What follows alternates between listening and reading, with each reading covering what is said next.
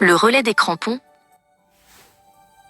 Ses grands yeux flexibles aux pupilles rondes lui permettent même de voir clairement le jour et la nuit. Une queue robuste et des coussinets adhésifs. C'était le vendredi soir, et pour Gaston, c'était toujours le même rituel. L'odeur de la pelouse mouillée, le bourdonnement des néons fatigués, le bruit sec des crampons sur le béton. Il enfilait son maillot, celui qui avait connu tant de victoires et de défaites, et sentait le poids de ses années. 30 minutes sur le terrain. 30 minutes où les poumons brûlent un peu plus qu'avant, où les genoux grincent comme de vieilles charnières. Mais quand le ballon arrivait à son pied, tout s'effaçait. Il redevenait simplement un joueur, pas un âge. Il se souvenait de la promesse faite au jeu. Courir jusqu'à ce qu'il n'y ait plus de souffle, et passer le ballon au bon moment. Un enchaînement de passes, une danse apprise par cœur sur des milliers de terrains, sous des milliers de lumières. Parfois, le temps rattrapait le geste. Un mètre de retard, un souffle manquant, un tir qui s'envolait. Un soupir lourd montait des tribunes. Le cœur de Gaston se serrait un instant.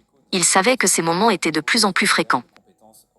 L'entraîneur fit le signe habituel, le temps de souffler. Gaston marcha lentement vers la ligne de touche.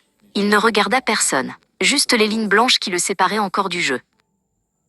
Assis sur le banc froid, il regardait les jeunes courir sans compter, cette énergie brute qu'il avait lui aussi connue. Et puis, au-delà des lampes grillagées, dans le silence relatif des tribunes, il la vit. Oriane. Elle ne regardait pas le but marqué ou l'action spectaculaire. Elle regardait le jeu, et elle tenait serré contre elle un vieux ballon, dégonflé, délavé, dont la couleur s'était presque effacée. Le ballon que son grand-père lui avait donné. Leurs regards se croisèrent, un instant fugace par-dessus la barrière. Gaston ne vit pas seulement une petite fille. Il vit la ligne ininterrompue, la passion qui ne s'arrête pas quand un joueur s'arrête. Le football, comprit Gaston, n'était pas un sprint, mais un relais. Il ne s'agissait pas de marquer un but, mais de transmettre l'élan, de donner un sens à chaque mouvement, même au plus discret, pour que le prochain puisse exister. Il se leva, la fatigue envolée. Son rôle n'était plus seulement sur le terrain. Il était dans l'histoire qu'il avait jouée.